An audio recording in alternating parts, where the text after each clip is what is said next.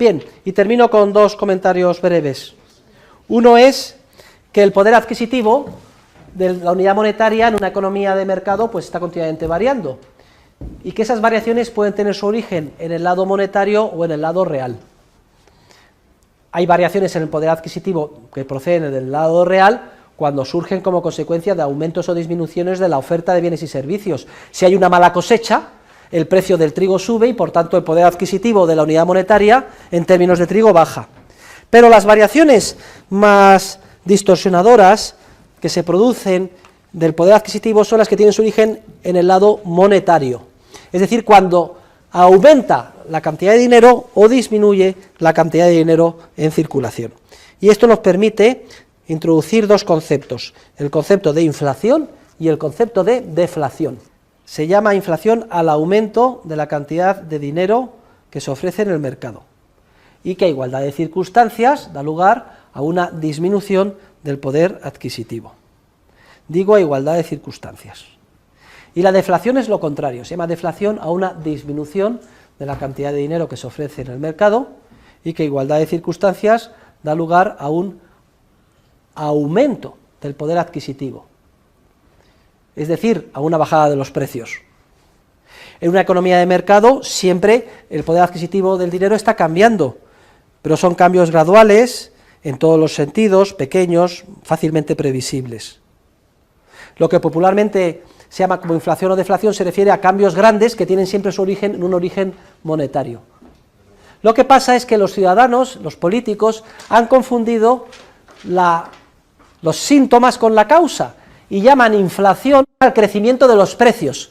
Y eso es un error. Científicamente la inflación no es el crecimiento de los precios, sino el crecimiento de la cantidad de dinero, que sí da lugar, a igualdad de circunstancias, a una bajada del poder adquisitivo, es decir, a una subida de los precios, pero no siempre.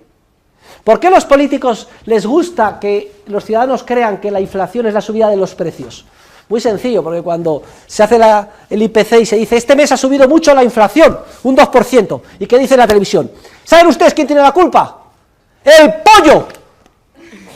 Los cines, que los muy cabrones de los del pollo han subido el pollo y las patatas, sean sinvergüenzas, y todos los ciudadanos sus ideas, la verdad, joder, cabrones los del pollo, el taxi, el cine, que están subiendo los precios.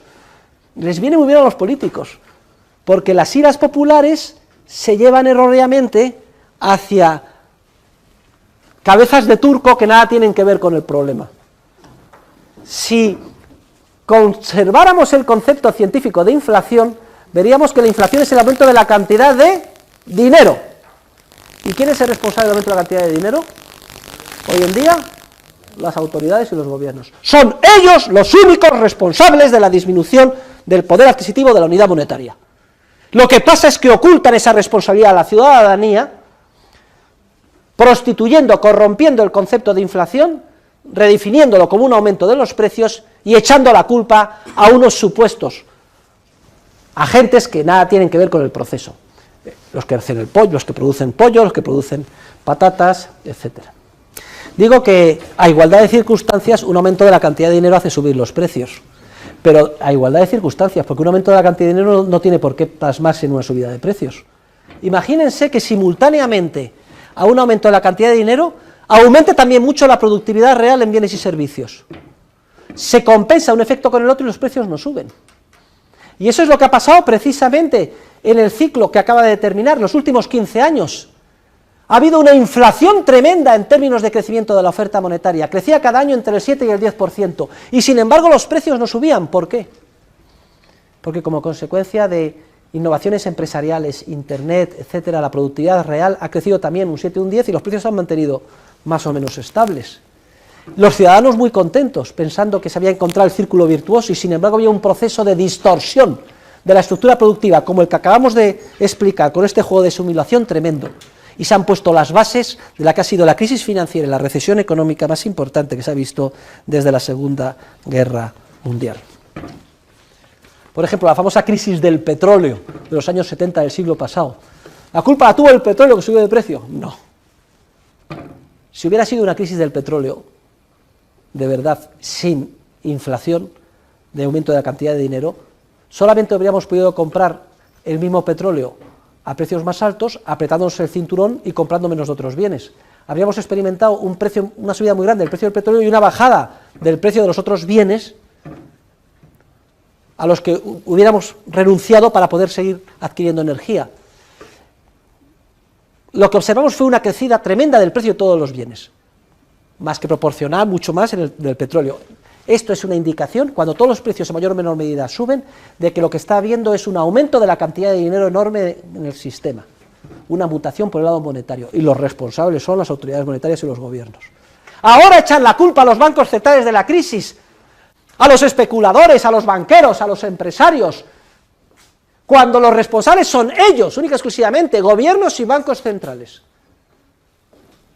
Pero son especialistas en desviar la responsabilidad hacia los inocentes y la ira de los ciudadanos hacia aquellos que simplemente actuaron como correas de transmisión de sus políticas erróneas. Cualquiera que sea el procedimiento por el que se inyecte nuevo dinero en el sistema, tienen ustedes que tener muy claro que siempre son unos pocos los primeros que reciben las nuevas unidades monetarias y salen ganando a costa de los demás, porque con las nuevas unidades monetarias tienen capacidad adquisitiva adicional para comprar a precios antiguos. Que siempre hay un proceso, por tanto, de redistribución de la renta, en el que unos salen ganando y otros salen perdiendo. Proceso que permanece oculto para la mayor parte de los ciudadanos y que por eso es especialmente pernicioso. Y que siempre distorsiona la estructura de precios relativos. O dicho de otra forma, al inyectar dinero, el poder adquisitivo de la unidad monetaria baja y los precios suben. Lo que estoy diciendo es que los precios no suben al unísono y en proporción, sino que unos suben mucho más que otros.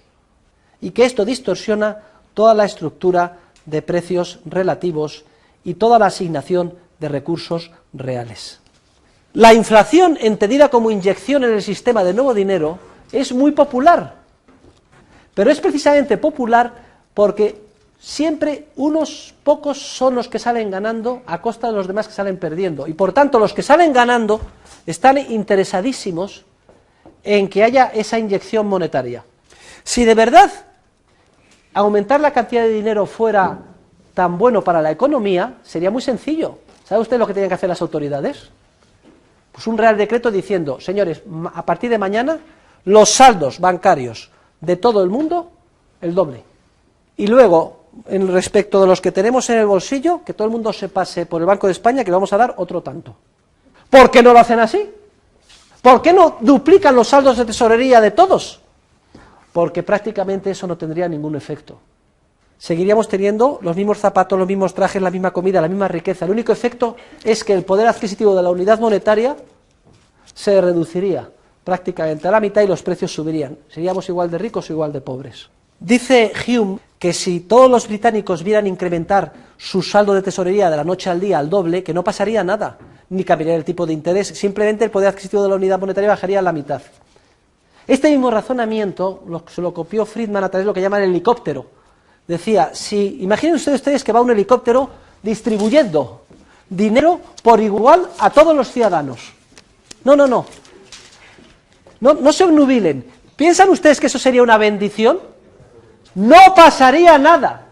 Prácticamente no tendría ningún efecto real, salvo reducir a una fracción el poder adquisitivo de la unidad monetaria.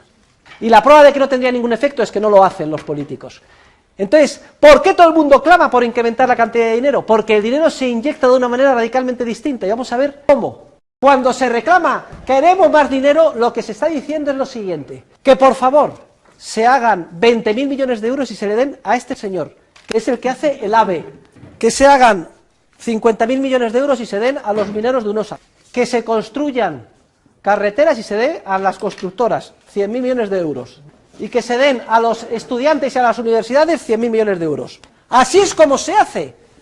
Entonces, fíjense ustedes ahora cómo cambia radicalmente el panorama.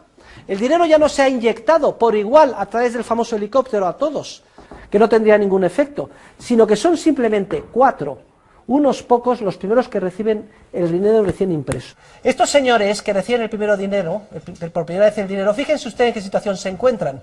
Están en una situación privilegiada, porque pueden adquirir con nueva capacidad de pago que tienen, bienes y servicios, a precios antiguos que todavía no han recogido la inyección, el efecto de la nueva relación monetaria como consecuencia de la inyección de nuevo dinero. Es decir, salen ganando, mientras que todos los demás se encuentran en una situación en la que tienen los mismos saldos de tesorería y paulatinamente van a ver cómo el poder adquisitivo de su unidad monetaria cada vez va a ser menor.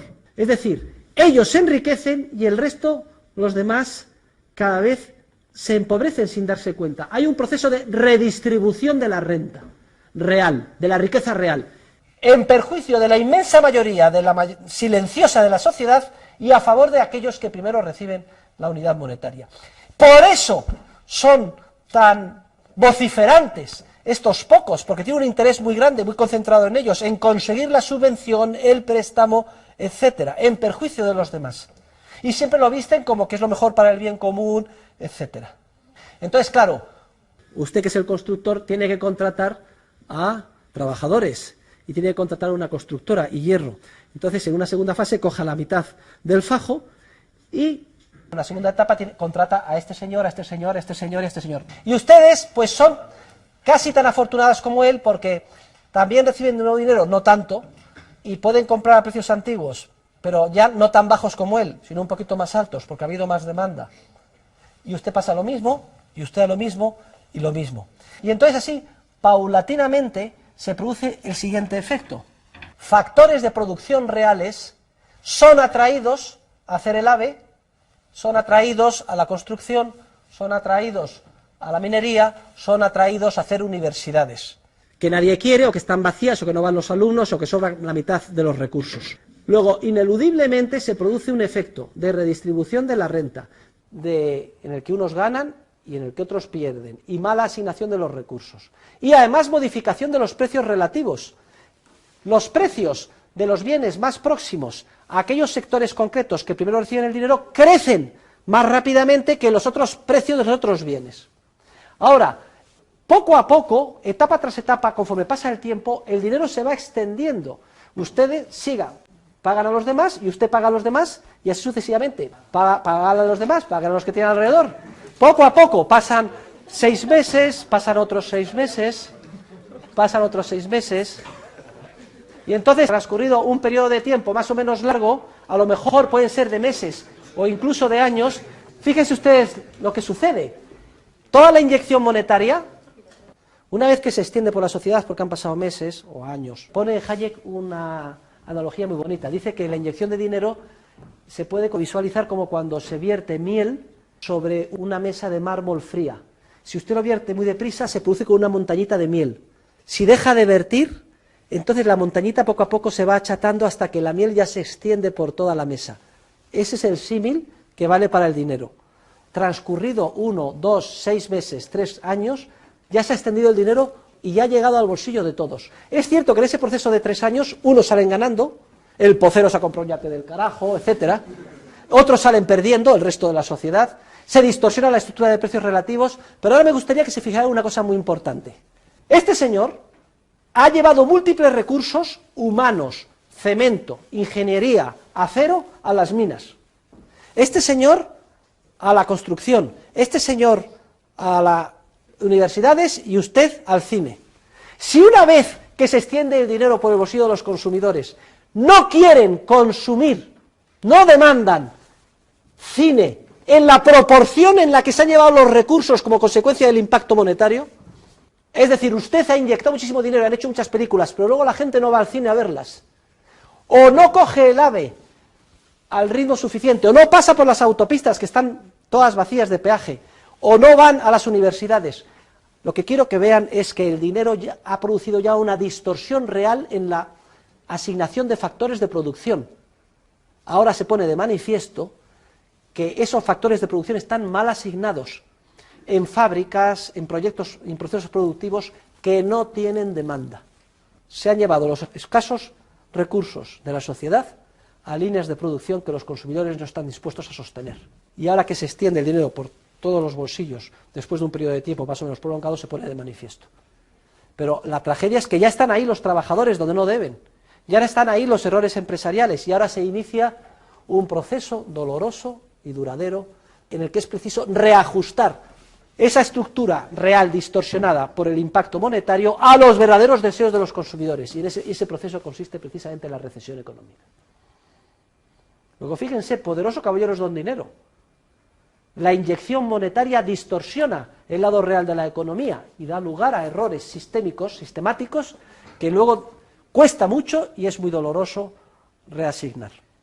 De esta manera, y en esta clase les he explicado a ustedes de manera muy breve una idea esencial, la conexión que hay entre el lado real y monetario de la economía. En el próximo curso vamos a ser mucho más profundos, vamos a explicar el proceso de inyección monetaria a través de expansión crediticia, cómo se bajan los tipos de interés, cómo con la teoría del capital vamos a explicar se inducen proyectos de inversión que maduran en un futuro más lejano y que los consumidores no desean, pero la idea esencial ya la he descrito hoy, y me gustaría que no se les olvidara jamás, que no se les olvidara nunca.